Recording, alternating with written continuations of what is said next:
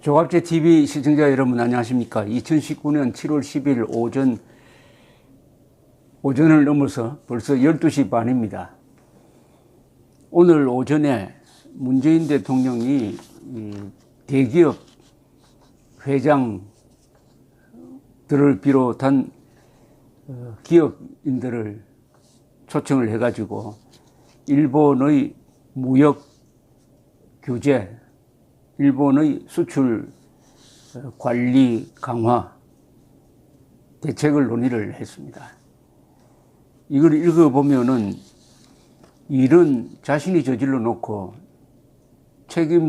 해결 책임은 기업인들에게 돌리는 그런 아주 공허한 이야기뿐입니다.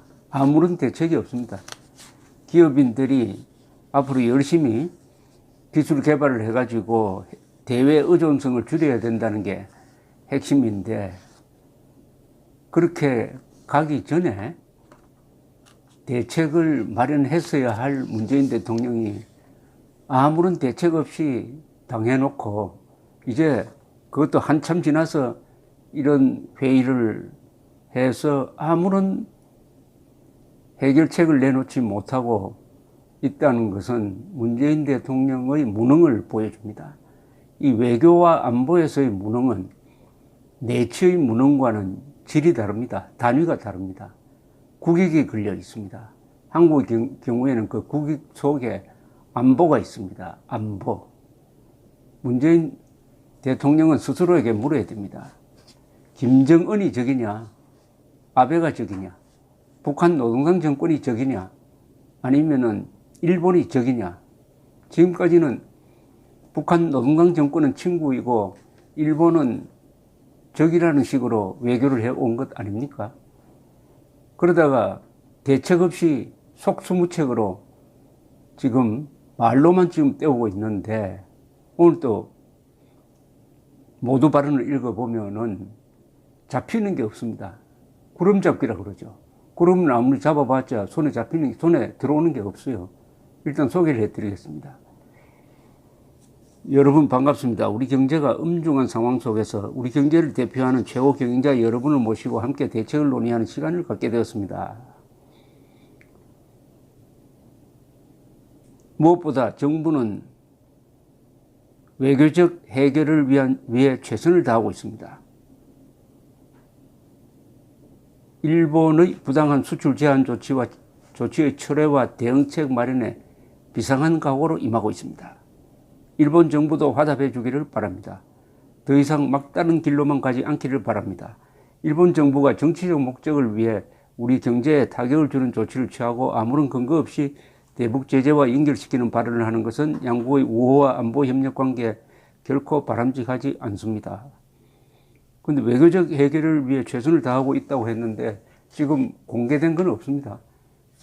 WTO 상품 무역 이사회에서 일본 경제 보복 조치의 부당성을 알리는 행동에 나선 것, 이거 말고는 없습니다. 이거는 뭐 아무런 효과도 없고, 그리고 일본 실무 차원에서 일본의 설명을 한번 들어보겠다는 모임이 있을 뿐입니다. 오늘 조선일보 보도에 의하면 일본 청와대는 중재 제3국, 일본이 요구하는 제3국 중재위 국제사법재판소 회부에는 응하지 않는다. 그리고 정부 내에서 검토했던 2+1 기금 조성 등, 그리고 정부가 징용공들에 대한 배상을 정부가 해야 된다는 이런 이야기 등도 다 거부를 하는 입장이라는 겁니다. 국제 여론전을 피겠다는 건데, 지금 국제사회에서 문재인 대통령의 신뢰도가 어느 정도인지는 G20 회의에서 보여주는 행태가 증명을 하고 있습니다. 국제 여론전에서 이길 수가 있습니까? 또 국가 간의 약속을 어겼는데 누가 국가 간의 약속을 어긴 문재인 정권을 편들겠습니까? 같은 민족이니까 편들자, 이런 차원에서 유일하게 김정은 북한 노동당만 지금 대한민국을 지원하고 있습니다. 이런 경우에 항상 우리 편을 들어주던 미국도 냉담하게 부경만 하고 있습니다. 지금 이 지구상에서 문재인 정권 지지할 세력은 제가 계산으로는 김정은 정권, 아마 중국도 못할 겁니다. 중국과 일본의 관계가 지금 좋아졌습니다. 그런데도 외교적 해결을 위해 최선을 다하고 있다고 그래요. 보여야 될 것 아닙니까? 마음으로 최선을 다합니까? 마음으로. 양국의 경제에도 이롭지 않은 것은 물론입니다. 한국 경제에 이롭지 않지 일본 경제에 이롭지 않은 것은 일본은 무시할 수 있을 정도입니다. 양국 경제, 당연히 세계 경제에도 악영향을 미치게 될 것이므로 우리는 국제적인 공조도 함께 추진할 것입니다. 이건 원론적인 이야기입니다. 세계 경제에 악영향을 미치는 부분이 있습니까? 우리의 외교적 노력에도 불구하고 사태가 장기화될 가능성을 배제할 수 없습니다. 매우 유감스러운 상황이지만 모든 가능성에 대비하지 않으면 안 됩니다. 우리의 외교적 노력에도 불구하고 했는데 한일 관계를 개선시키려는 대한민국의 외교적 노력이 지금까지 뭐가 있었습니까? 단 하나라도 있었습니까? 징용공 배상 판결이 나왔으면은 그 다음에 한국 정부가 취할 조치는 그 배상은 우리가 하겠다. 우리 정부가 하겠다. 일본 기업을 재산을 압류한다든지 하면 틀림없이 보복이 들어올 거다. 이 정도는 했어야 될 거 아닙니까? 그렇지 않고 문재인 대통령이 지금까지 말한 게 뭡니까? 그런 질문이 나올 때마다 그것은 사법부의 판단을 존중한다. 사법부의 판단을 존중한다. 이게 국내에서 통하지 일본에 통하고 국제사회에서 통합니까? 그럼 사법부는 대한민국 아닙니까? 대한민국 이름으로 맺은 1965년의 청구권 협정, 그게 사법부가 맺은 협정입니까? 대한민국이 맺은 협정입니다. 거기에는 어느 문장을 봐도 징용공이 일본 기업을 상대로 손해배상 청구를 할 수 있는 조항이 없습니다. 할 수 없는 조항, 할 수 있는 조항은 없고 할 수 없는 조항은 확실히 돼 있어요. 양쪽 다 일본 국민, 한국 국민, 일본 정부, 한국 정부 다 상호간의 청구권을 완전히 포기한 겁니다. 너무나 명백한 문장이 있는데 이 사법부가 요새 돌아가는 새로운 정부 들어서고 나서 돌아가는 분위기, 더구나 박근혜 정부 시절에 박근혜 정부가 책임을 지고 책임감을 느끼고 사법부에 대해서 이 판결은 신중하게 해야 된다라고 이야기한 것을 일종의 적폐로 몰아가지고 범죄로 몰아가는 이런 분위기 속에서 11대 2의 판결이 나온 거죠. 두 사람만 반대를 했습니다. 조재현 그리고 권순일 대법관만 반대를 하고 11명이 이게 누가 봐도 무리한 판단을 한 것 아닙니까? 그런데 이 정부가 사법부의 판단이니까 존중해야 된다. 그러면은 외국에서는 앞으로 협정을 맺을 때 대한민국 정부와 하지 않고 대법원과 해야 됩니다. 대법원 원장을 상대로 외교를 해야 된다는 이야기 아닙니까? 이런 무책임한 무책임한 태도를 견지를 하고 또 2015년 12월 박근혜 아베 사이에 맺었던 아주 훌륭한 종군위안부에 대한 최종 합의를 왜 깹니까? 그것보다 더 좋은 합의를 만들어낼 자신이 있습니까? 이렇게 해놓고 그동안에 외교적 해결을 위해 최선을 다하고 있다고 했습니다. 외교적 해결을 위해 최선을 다하고 있는 게 이런 식으로 하는 겁니까? 한일 간의 외교적 파탄을 위해서 최선을 다했다고 말하는 게 솔직하죠. 국제적인 공조는 누구하고 하는 겁니까? 우선 미국하고 해야 되는데 미국이 지금 편들어 줍니까? 국제적인 공조를 지금 김정은과 할 생각입니까? 제 생각을 먼저 말씀드리자면 전례 없는 비싼 상황인 만큼 무엇보다 정부와 기업이 상시적으로 소통하고 협력하는 민관 비상대응체제를 갖출 필요가 있다고 생각합니다. 이런 비상대응체제 필요 없습니다. 외교로 해결하면 됩니다. 외교로 해야지 왜 기업을 끌어들입니까? 기업하는 사람들은 가만히 내버려 두면 됩니다. 알아서 합니다. 정부가 기업하는 일에 끼어들어가지고 생색내는 거 말고는 효과가 뭐가 있습니까? 지금 100대 대기업 중에서 반이 수사 대상이 올라와 있답니다. 반이 기업에 대해서 적대적 태도를 취해온 문재인 정권이 지금 와가지고 같이 하자. 기업인을 내세워서 외교하겠다는 겁니까? 기업인을 내세워서 외교하겠다는 겁니까? 주요 그룹 최고 경영자와 경제부총리, 청와대 정책실장이 상시 소통체제를 구축하고 장차관급 범정부 지원체제를 운영을 해서 단기간 대책과 근본 대책을 함께 세우고 협력해 나가자는 것입니다. 하나만한 이야기입니다.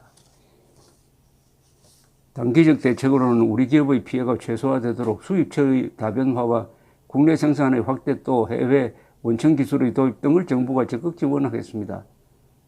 인허가 등 행정 절차가 필요한 경우 그 절차를 최소화하고 등등 소개할 가치가 없는 이야기입니다. 근본적인 대책으로는 이번 일이 어떻게 끝나든 주력 산업의 핵심 기술, 핵심 부품 소재, 장비의 국산화 비율을 획기적으로 높여 해외 의존도를 낮추는 계기로 삼아야 할 것입니다. 아니, 외교를 잘하면 이거 다 할 필요가 없습니다. 이렇게 하면은 어마어마한 코스트의 증가뿐만 아니라 비효율을 발생시키는 건데, 특정 국가 의존형 산업 구조를 반드시 개선해야 합니다. 아니, 세계가 전부 지금 상호 의존 구조로 가는데, 그래도 한국처럼 코너로 몰리지 않는 것은 외교를 잘하고 있기 때문입니다. 외교에 실패하면 기업이 망합니다. 정부만으로는 안 되고 기업이 중심이 되어야 합니다. 이런 말도 안 되는 이야기가 어디 있습니까? 정부가 중심이 되어야지 어떻게 기업이 중심이 되어야 합니까? 특히 대기업의 협력을 당부드립니다. 지금까지 대기업을 마치 적으로 삼아가지고 이렇게 집요하게 수사를 하도록 한 사람이 문재인 대통령 아닙니까? 그런데 이제 와서 대기업 협력을 당부드립니다. 오늘 우리의 만남이 걱정하시는 국민들에게 희망이 되었으면 좋겠습니다. 제가 보기에는 절망이 돼요. 아무런 대책이 없다. 속수무책이다.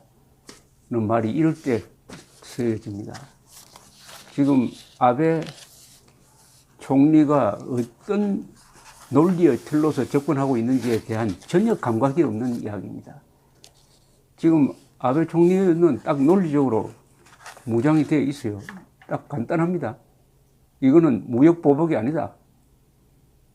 행정 절차를 개선하기 위한 국내적 조치다. 따라서 외국에서 이래라 저래라 할 게 아니다. 그러니까 뭐 이 무역 규제 강화를